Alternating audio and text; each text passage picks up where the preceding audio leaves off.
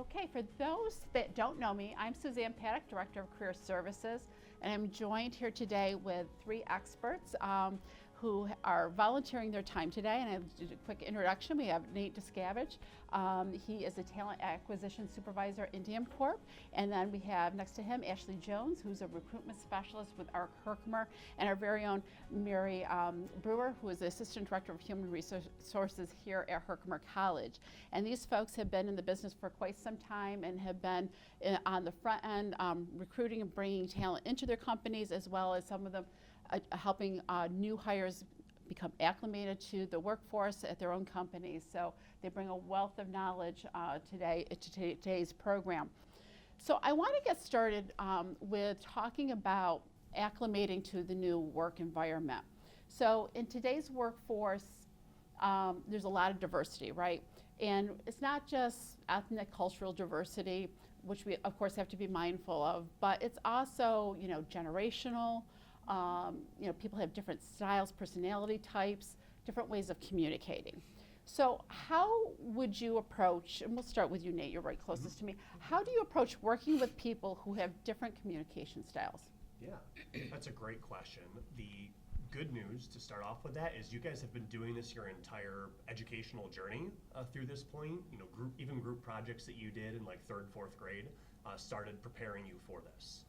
Putting you in groups of people that you didn't select, because you typically don't get to select your coworkers, who have different working styles. Some people, when they get the work directions, will dive right in and start working. Others will start delegating. So you have a lot more experience in this than you think.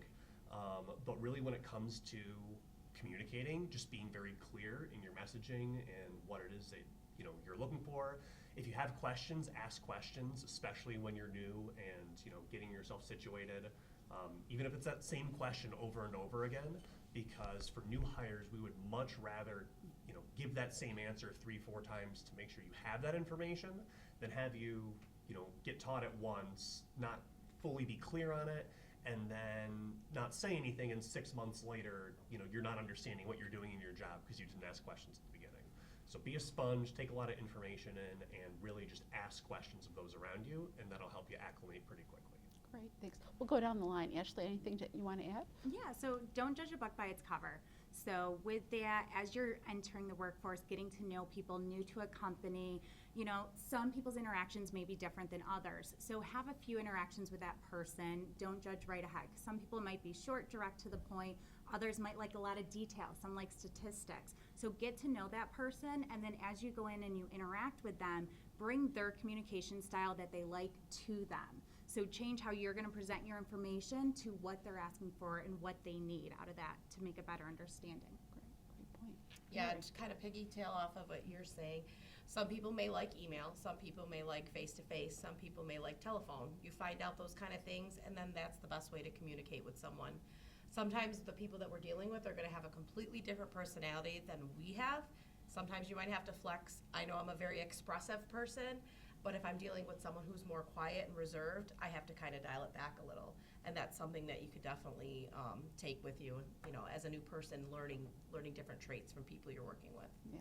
So there's a lot to take in when you're integrating into a new workplace. I mean, I think, Nate, your comment about you've been doing this your whole life through school is a little bit reassuring, so that almost is natural that you start to learn, okay, I have to, like as Mary said, take it down a notch maybe if my personality is up here and this person's style is more low-key. Talk to me a little bit about how to understand like the corporate culture or the culture that you're going in. How important is that in terms of the communication style, and how do you address people, even as simple as basic as that? Yeah. So again, like I said the first time, don't be afraid to ask questions. A good company is going to know when you're relatively new to the workforce that you're not just learning the job, you're learning working, some of you maybe for the first time, full-time in a job. So there's going to be some grace that you're going to be given or should be given, as a new employee. But ask questions. I know for me this might sound really silly, but growing up, every adult was always Mr., Miss, Mrs., whomever. And I got my first boss, and I couldn't say, Mr. or Miss, whatever. It was just they're your boss, so they're their name. But then there might be certain people at the company that you are supposed to refer to by Mr. or Mrs. whoever. So just making sure you're talking to your boss, asking your questions, and going from there. There's no dumb question. Again, they're going to understand that you're orienting to working within the professional workplace as a whole. So a good boss, good company, they're really going to have your back and help guide you through that. Great, great. Anything else on company culture that you want to bring up? Just say from your observations as well, observe how others are interacting, and remember that that can change in whatever setting you're in. So if it's your office, just your direct office in a room, we might interact differently than if we're out and we're in a formal meeting and we have board members in the room. That's going to change how you're addressing people or your actions that you're showing or the words that you're using. I want to talk a little bit, kind of backtracking a little bit, prior to coming into the workplace. So a lot of things that we teach our students that are looking to enter the workforce is how to do an elevator pitch. Can you tell us a little bit about an elevator pitch and how that might be useful maybe in the first couple of weeks on the job, getting to know people? Can you see where that would be a good transition? Mary, do you want to start with that? For those who don't know what an elevator pitch is, I mean, we've all learned maybe a different scenario of what it could be, but it's your name, like how long you've been with a company, and why you do, what your title is, what's your passion, what makes you passionate about what you're doing, and you do that in about 30 seconds. That's the ride on the elevator, basically. So by doing that, introducing yourself and letting somebody know, this is why I'm here, this is why I'm doing what I'm doing, they're going to give you that information back, and that's really a great way to network and get to know someone on a quick level, but also on a professional level. Yeah, absolutely. So you can take that skill that you learned here and transition it into the workforce. And then even beyond the first week or two in the workplace, think about, like, there's going to probably be opportunities where you're going to be networking with other professionals out there at different meetings outside your company. And so when you're meeting somebody new, keep those professional skills sharpened, because they'll come right into play there. We're going to move on to business meeting etiquette. Okay, so business meetings might be a new thing for you if this is like your first time in a professional setting. So it can be, as I think Ashley was saying, it can be informal. It can be one-on-one with a coworker talking about a project, or it could be more formal, where you're in a conference room with different department heads, with an executive leader. And so that might be handled a little bit differently. So, Ashley, why don't you start? Why don't we talk about maybe a casual one-on-one, how you might handle it, versus a formal? Any tips that you can suggest? Yeah, so casual one-on-one, what I let all of the employees that come in to see me is I have an open door. So you can come in, say what you want to say, let's get it off our chest, so that way when we go back out there, we all have that professional face on, right? So we express whatever type of emotions we're feeling, and then we bring that out. So I make that a warm, open environment so you can express yourself freely to me. I feel as though that's a little bit different when you're getting into kind of that business type meeting, when maybe you're meeting with different department heads, because sometimes the things that we might say in a one-on-one may be a little bit more unprofessional, maybe kind of our emotions are a little bit more attached to the words that we're using, versus in a business type setting, we want to bring those facts. We want to come prepared. We want, well, even in a personal meeting, you should still come prepared, so let's backtrack that. But, you want to make sure that you're putting your point forward with what you want to say. Nate, anything you want to add to?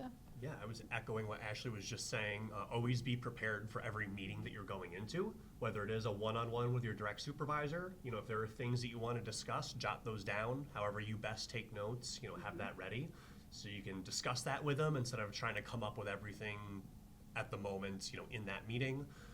Or if you're going to a larger meeting that's been scheduled by someone else, usually they're going to have an agenda or a summary or something. So again, you're going to know what that meeting is going to be about. So just come in prepared to talk about it, instead of showing up and being like, all right, what are we talking about? What's going on? Yeah.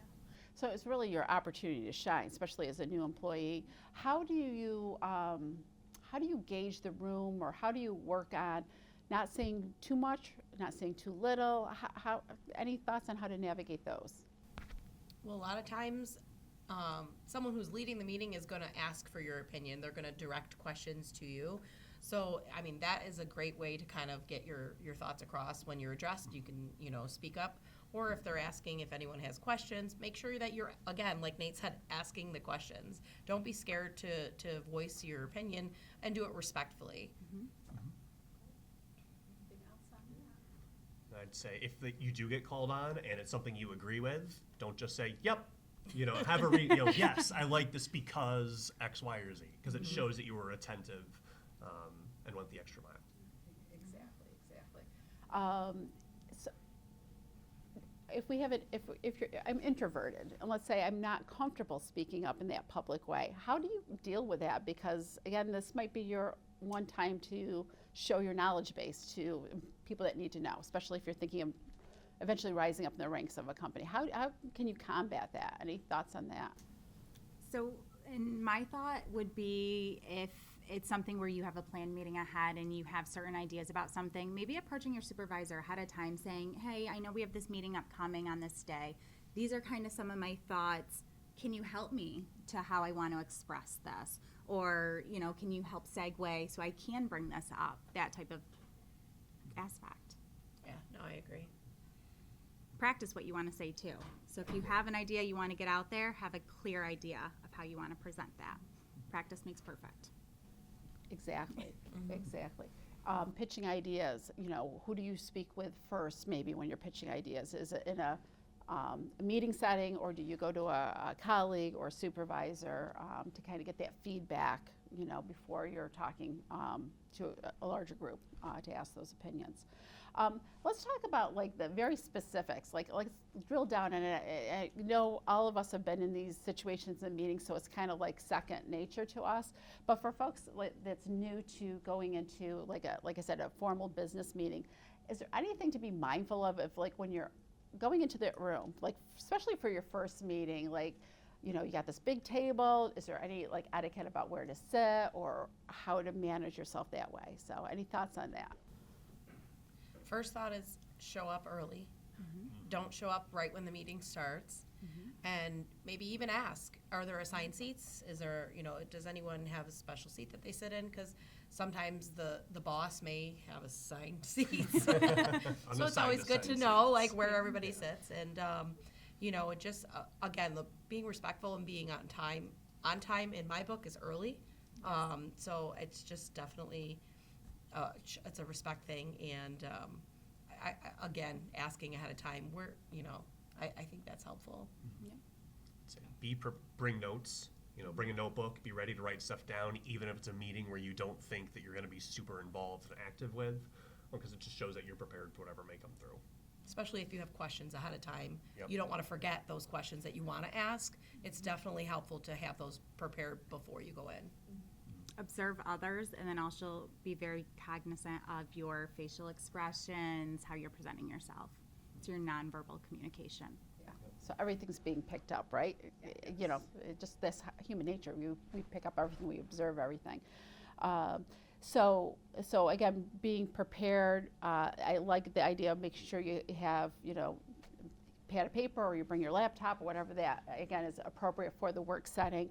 And I suggest this when we talk about interviewing. Like it's okay to take notes. It's not like class where you're going to take notes in an interview, but you want to maybe jot down a few important things that are being said in the interview.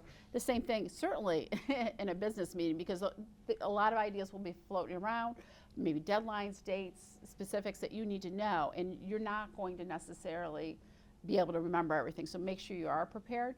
How about talking about meetings in terms of virtual meetings, because that's like the not the new thing by any means, but over the last like 4 or 5 years, we really have transitioned our workforce to more virtual, right? Maybe you can start with first by letting us know how much like do you guys do in your own work environment that's virtual? Is it a common thing still yet now that we're kind of more back in person, or is that? Yes and no. Yeah. Yep. I would say there's definitely certain times where we do, if maybe we're working off-site or we're trying to get different people from different buildings for a quick meeting, we'll do virtual. Same thing with different webinars that you might sign up for to learn from other people outside of your agency. So that's another aspect where we would use virtual meetings.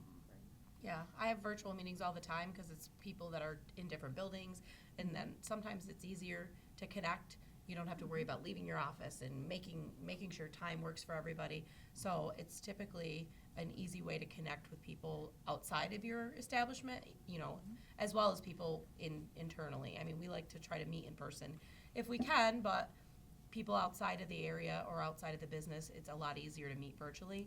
One of the biggest things I could say is just make sure you're professional in your appearance when you're meeting virtually. Make sure your background is professional. Make sure your name is professional. Don't have a nickname or, you know, as your Zoom, whatever your Zoom name or your team's name. Make sure it's your first and last name or your first name and initial, not like an AIM scream name. Not that anybody here knows what that is. It's probably way before their time. But. Yeah, I mean, Indian Corporation, we're a global company. You know, I have conversations with people all over the world. Obviously, that's got to be done virtually. So exactly what Ashley and Mary were saying here. Make sure if you don't have a professional background, you know, just do a blur filter or a virtual filter on that background to help cover that for you. Always assume that the camera is going to be on for the Yes. meeting. If not, great, you know, that's a pleasant surprise, but assume that you're going to be on camera, so make sure you're dressed professionally, you know, kind of have yourself put together. And the other thing I tell people too is make sure, as easy as it is to be like, oh, I'll put down, you know, I'll put on a button down, but then I'm in sweats underneath. Oh, but now the dog's barking and I got to stand up quick to, you know, address that, and now everyone can see I'm in sweats. You know, so make sure your whole attire is put together with something you'd be okay with people you seeing you if you did need to stand up for something. I think we probably by now have seen all those little memes and different things Yeah. about virtual meetings gone wrong. So I think you're probably aware of all those things, but they still do happen. Even the very specific things as, you know, like you said, to have your camera on. You know, right now, some of you may be taking courses online and maybe you don't have to have your camera on. But in a business setting, you should assume that you should have your camera on. It's kind of rude or impolite if you're in a meeting and your camera's not on. And in fact, in most cases, when a camera's not on, the person makes a point of explaining why. Perhaps their camera's broken or whatever. So that's really an important thing to mention. Again, obviously testing the equipment ahead of time to make sure that you have good connections and your microphone is working. But know the platform too, whether it's Teams or Zoom or some other platform you're using. Like, how many times have you been in a meeting where someone's talking and you're muted, the rest of the team's yelling, you're muted. So it happens, we're human, right? But those are things to kind of be just an extra thing to think about, as well as all the stuff we thought about in our in-person meeting. We have to kind of pay attention I would say to. also be aware of when to mute and when to unmute. So you don't want to always stay unmuted because that creates a lot of background noise. That creates the unexpected of the dog barking. Now it's disrupting the meeting. So you kind of want to be paying attention to that button, turning it on and off when it's appropriate. Yeah, good point there. Thank you. So let's shift gears a little bit and talk about email, because that is like a major form of communication in companies, right? A lot of your communication will be via email. So is there any specific etiquette that you would like to communicate? We'll start down at Mary and work our way back. Again, having a professional email, or at least like not a nickname in your email address if it's not a company given address. Making sure there's certain ways to communicate with people. We all know when you're texting and you're texting in all caps, it's yelling. Well, it's the same thing in email. So try to make sure that you're cognizant of how you're coming across in your email when you're communicating. Making sure you have a professional or at least a nice signature at the end of your email, and that could be also through your company. Your company may have standards that you have to abide by. So just checking in maybe upon hire or whoever your IT person is, or even your supervisor can kind of help get that set up for a standard for you. I would say sometimes when we're emailing about hot topics, right? So maybe we're a little heated in the moment. Take a minute, pause on your email, put it in your saved, come back to it, reread it, and make sure all the words that you really want to say in there are what you mean in there. So sometimes we have to come back and reread later before we hit send. If you're sending an email about someone, imagine that person could read that email. Is that something you would want them to be reading about them? So definitely be cognizant of that. And I know a lot of these are basics, and you guys have probably heard all this before, but grammar is important. not using shortcuts or abbreviations or that kind of stuff, spelling everything out. And then also making sure when sending an email that you have the subject line filled with something short but pertinent to what you're discussing. And then starting every email with a very basic, hello, so-and-so, good morning, good afternoon, something like that. Don't just, in the first email, dive into whatever it is you're saying. Right. I would add too is think about the length too of the email, because I've gotten some emails that are books that really only need to be 3 sentences. So really, again, reread it. Think in terms of the reader. How much time do they have to give this? How much time are they going to spend on this? You want your important points to be towards the top so they can get right to the heart of what you're trying to communicate. It's not a letter that you're writing to a colleague or friend telling them about your day and what's going on in it. Okay, so kind of be mindful of that. And I think we have to be mindful of the fact that those differences in communication styles come through in writing. So you might be offended by somebody's short response, but the reality of it is they didn't mean anything negative about that. They just meant, like, literally they had no more time in their moment than to say yes or no to your question. So be mindful of that too, the different communication styles when we're talking about emails. Tone is very difficult when it's in writing, right? And it can be, You can't hear it's hard to someone's navigate emotions. that, and Yeah. it can cause some more grief than you want in your workplace. I always say, just remember, you're reading the email in your perception. So sometimes, you gotta take the emotion out of it and just read what you're reading, and don't read it in tone. Right. Like, that's definitely something that's a good key. And sometimes if you're questioning, just pick up the phone. Say, Right. hey, I received your email. Could you clarify a few things for me? And, kind of read that tone from there. Right. So are there ever times, or have you noticed times where in a work situation, text is so much a part of our day-to-day lives. Is that happening more now in the workplace? And is there anything else to be mindful of that with texting coworkers? So we use text a lot for coworkers as well as new staff that we're bringing into our agency. Be mindful that's still a work setting though. So you have to still remain professional in your text message. It's not gonna be a big long book. We should still be, saying, hi, this is so-and-so, and then explaining what it is. Because so-and-so may not be in that person's contacts. Yeah. Yes. At that, after the first exchange. And I guess along that line, because texts are so, readily available, any thought about, is there like timing, can you text somebody from work on a weekend if you're not working on the weekend? Can you text them what time of day? Any thoughts on that?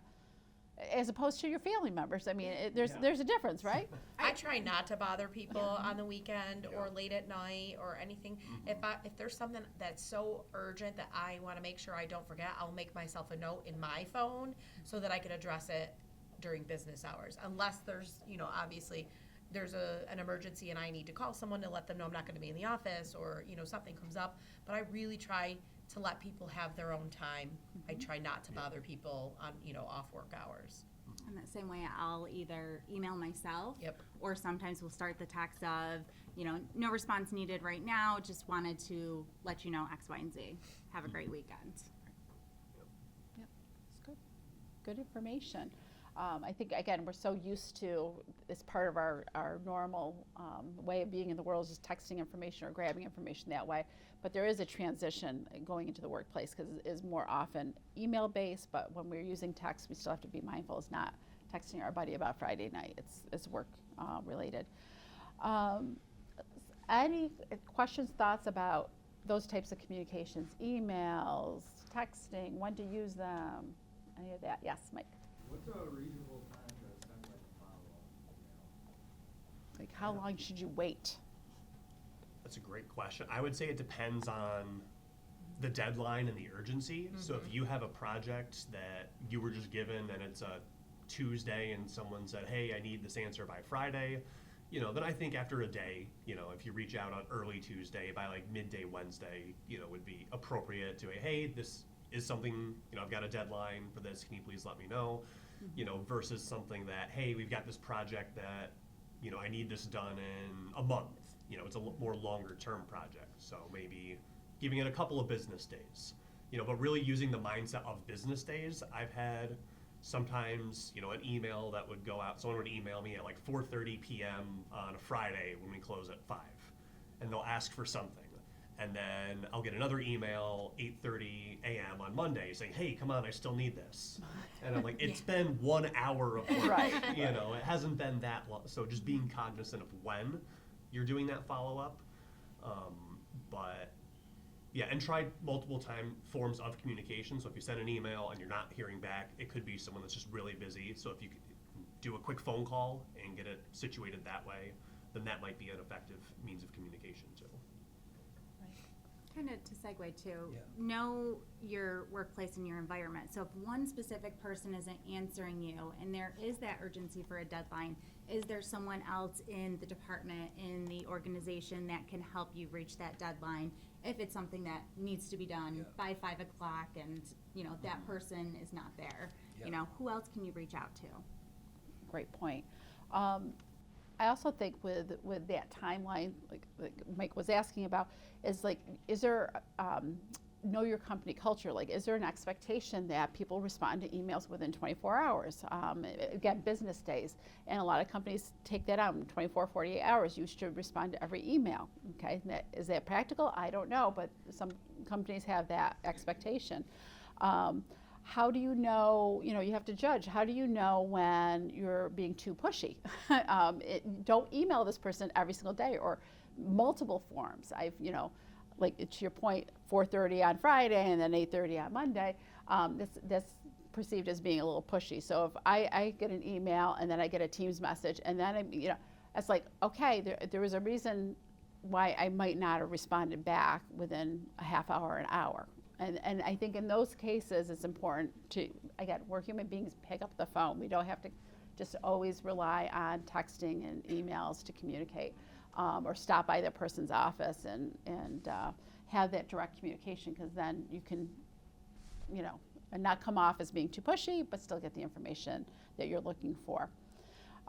Great question. You guys have a great opportunity to practice, especially the email side of it now with your professors.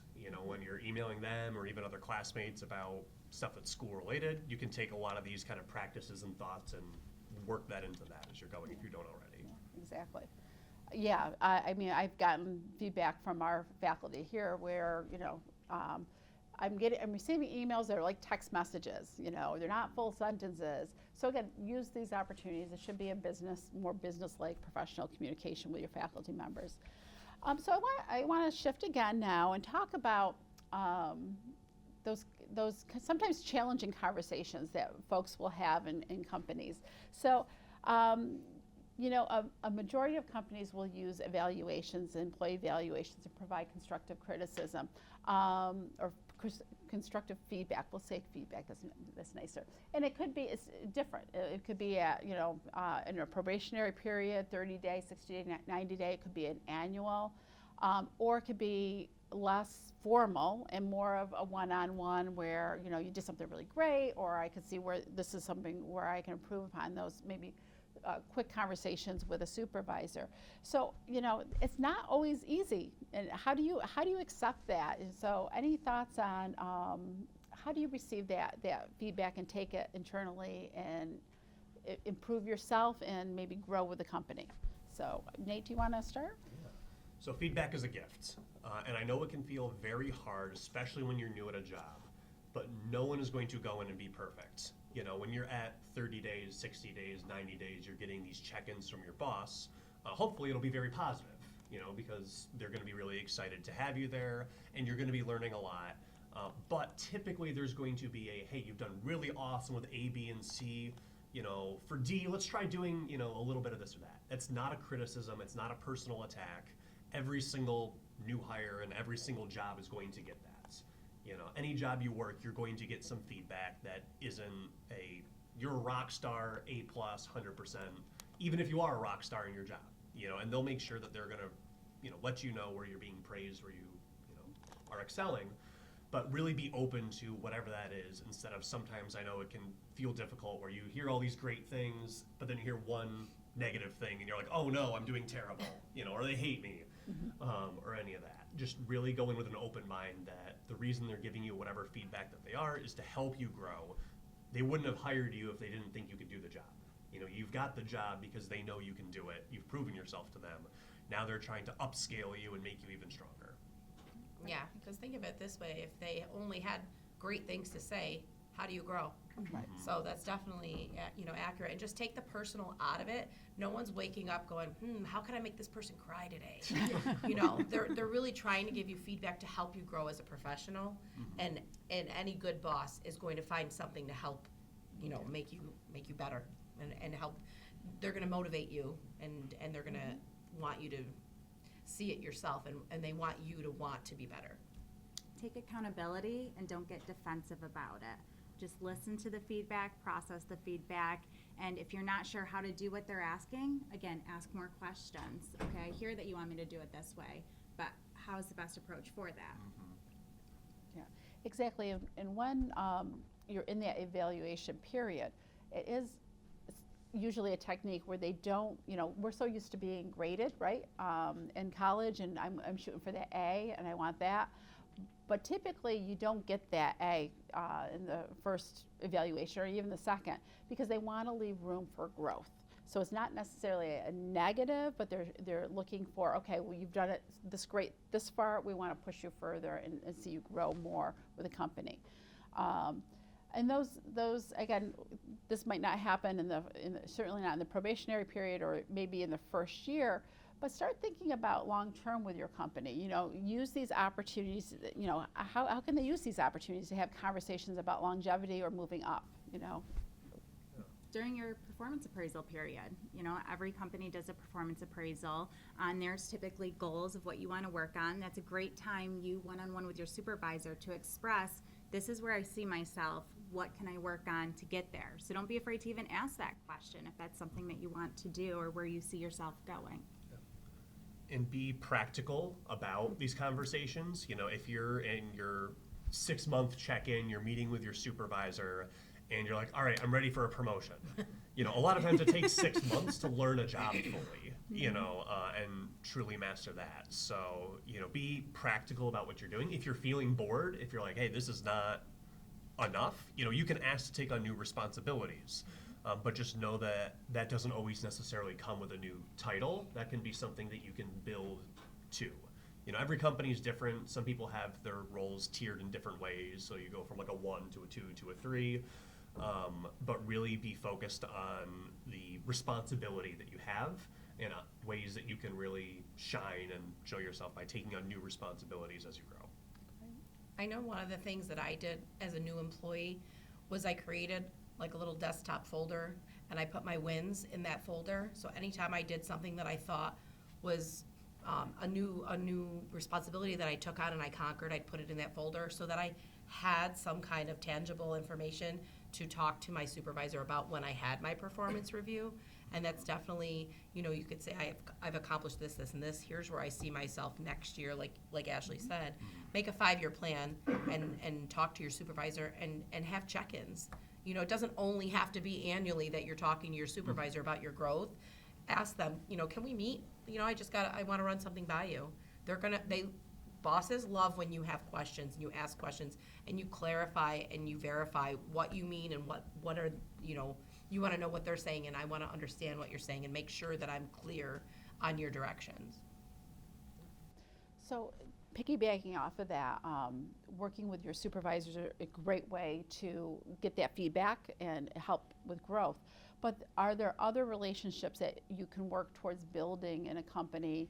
I'm thinking of like mentors. Is that like always a formal thing, or can it be an informal thing? And how does somebody go about like trying to find a mentor and help them to grow within a company? Any thoughts on that? It doesn't necessarily have to be within your company. If there is a job that you are striving to reach, I'm on LinkedIn. There's a lot of people on LinkedIn. You can use LinkedIn and find someone in the role of your dreams and say, hey, can we have a quick conversation? I want to pick your brain. How did you get into this role? What are some of the things that I need to work towards? What are some of the steps that I need to take? Here's where I am. Here's where I'd like to be. They will definitely give you, time and I definitely think that's a way to kind of enhance your opportunity and the things that you want. Yeah, I owe a lot of credit to people who weren't at my company. When I started working in recruitment, I was the only person in HR working in recruitment. So I didn't have much experience. I had to lean on learning from some other recruiters that I got to know, just in the workforce, going to similar events to really pick up some tips that help, lay the foundation and build what came from that. Great. Yeah, a great point that it doesn't have to be right within the company that you're working for, but aspiring to maybe roles that you want to get to is a great way to look for those folks out there. Yes, question? What if you're doing all these things, right? You're taking the tips, you're taking the time, like you said, you're taking the lens, and then you go to maybe this meeting or this check-in with your boss, right? And they're still feeling like you're not ready to move to the next level. Mhm. And it's been a while, and you still feel like you're stationary in the business. Yeah. How do you go about that? Yeah, so I think a good way to go about that is to, talk with your boss or supervisor, whomever you're meeting with, and ask, hey, what do you need to see? I'm here, I want to get here. What do you need me to do to get from here to here? And that also kind of tasks them with putting together some really concrete feedback and steps that they can provide you. And it can help you kind of check yourself as well, because I know sometimes it can be hard to see, things that we may need to work on, or it might offer new perspective. Thinking, oh, I'm really great at this, and then finding out, oh, well, I'm really good at this, but maybe not quite at the level I thought I was. So as long as you're open to that and, making sure that, it's a two-way conversation, you're going to get some good feedback that you can hopefully build from. Yeah, and I think it's important to have, you're having those conversations and you have to look at the timeline, like you said, you're not gonna get a promotion or raise in the first 6 months, right? So it takes some time to build up and have that history with a company, and you have to have those conversations. But then there's also knowing what else is out there, because could come a point, and I'm sure many people who have had long careers have gotten to a point where I've gotten as far as I'm gonna go with this company for whatever reason. And so sometimes that's the point where now I've done what I can here, I need to start looking elsewhere to get what it is that I need in that growth. So again, going back to our last comment about LinkedIn and some of these other techniques to get out there and network within your field is really important, because you never know when that next best opportunity that might fit your skill set even better than your current position will, and that will lead to growth that way. So it's a great question of how do you move forward when you keep on doing the things they say they're doing, but you're not quite getting that promotion or that raise. It does happen. You just sometimes are stuck and you need to look to a different company. We have a little bit of time left, so I want to switch the topic a little bit off of communications and talk just briefly about time management, because I think that's a skill set that you're going to need through your whole life, whether it was in school, in high school, in college. It was probably a transition, maybe not too much of a transition, but that managing that time and those projects are going to be quite different in the workplace as opposed to the college setting. So can you talk a little bit about some things to be mindful of in terms of time management and bringing that into the workplace? I would say be realistic about how long the project's going to take, and then set even more time aside. So it's better to get done with something early than it is to miss the deadline. I find myself a lot of the times with some of my reoccurring projects to literally block it out on my schedule. So I know on this day, this project's gonna take me an hour to go through and pull all of my data. That way you already have it on there, you know what the expectation is, and you stick with that time. In the workforce, things come up and sometimes you have to adjust, so just be very mindful of that deadline isn't the day before the project's due, it's a week before the project's due. I actually build planning time on my calendar. So Thursday or Friday, I'll have a couple hours set aside to focus on what's coming up in the next week, and I can actually take the time out to plan, because that is going to be a huge help for anyone. Having that time to plan, and like Ashley said, having reoccurring things on your schedule, things that you do constantly, block that time out and you know that that's there for you. Definitely just setting realistic goals. because you don't want to overpromise and underdeliver. It's definitely something that, that's one of the most important things, I think, for sure. And I think hand in hand with that, it's going to be a bit of adjustment going from working here in college to working in the workforce. Because in college, you can stay up really late the night before finishing a project. You know, we've all been there. At least I know I was probably did that a few too many times. You know, when I was in college, where you can kind of cram, for lack of a better word, and still end up getting it done and turned in on time. The workforce is different. You're working a full-time job that's going to be anywhere between 35 to 40 hours a week. You have that 35 to 40 hours a week to work, and that's it. You know, your job may not allow for overtime. You might not be able to stay late. So you need to really make sure you're taking advantage of each of those hours to do that work. And like both Mary and Ashley were saying, if you've got a project that needs to be done by Friday, you really should be done by Tuesday or Wednesday at the absolute latest, because if you're doing that work and realize other stuff comes up or planning for other, you know, emergencies that may happen during the week, you know, you've got to give yourself that time. Be aware too who else you might need feedback from on that project. So again, somebody asks something of you at 4:30, it's due Monday at 8:30 in the morning. Well, that's not giving you enough time to get them Right. the data to do their project. So you don't want to cut yourself short. And with a lot of projects too, if you reach out to someone, maybe you're responsible for the final project. It's got to be in by Friday at 5. You know, that Monday at 8 o'clock, you reach out to someone to get information, but you don't hear back from them. You are still responsible to get that project turned in. You can't say, well, I reached out to them on Monday and they never got back to me. That's going to still reflect poorly on you. You need to follow up with that individual that you reached out to on Monday. Just like the question in the back was saying earlier, you know, appropriately, maybe give them Monday, but if by Tuesday morning you haven't heard back, it's, hey, as a reminder, I need to get this done before Friday. You know, the onus still falls on you to make sure that project gets done. Yeah, and to your point that you can't cram like you did here in college, you know, you want to be mindful of keeping a nice work-life balance so that you're not bringing your work home, and depending on your workspace, you might not be allowed to bring any of your work Right. home. It might be against company policy.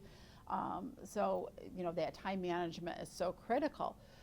So what happens when, I mean, we address like the person that doesn't get back to you, but what happens when we have like the, I'll call them the door dweller that just like shows up in your office and you're like trying to get something done and they're just wanting to chit chat about whatever. I was actually gonna bring that up. Yeah. So one of the things that I took away from a former role was asking someone if they're interruptible.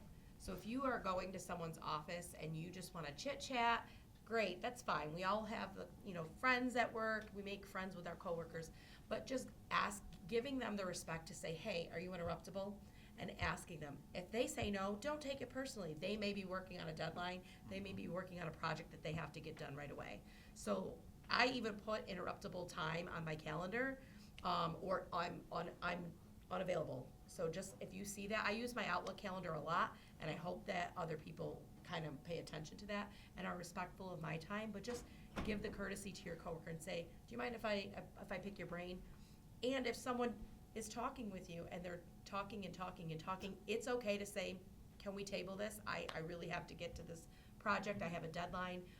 Respectfully, we'll catch up in a couple hours. That's okay to do that. That's great, because that happens more times than you would think. That oftentimes you have to set boundaries, and be both mindful sides if you're of the that. person. if you're the We've been person. on both sides. Yes. I'd like to thank our presenters, Mary, Ashley, and Nate, for coming in today. A wealth of information. Okay. Thanks, everyone.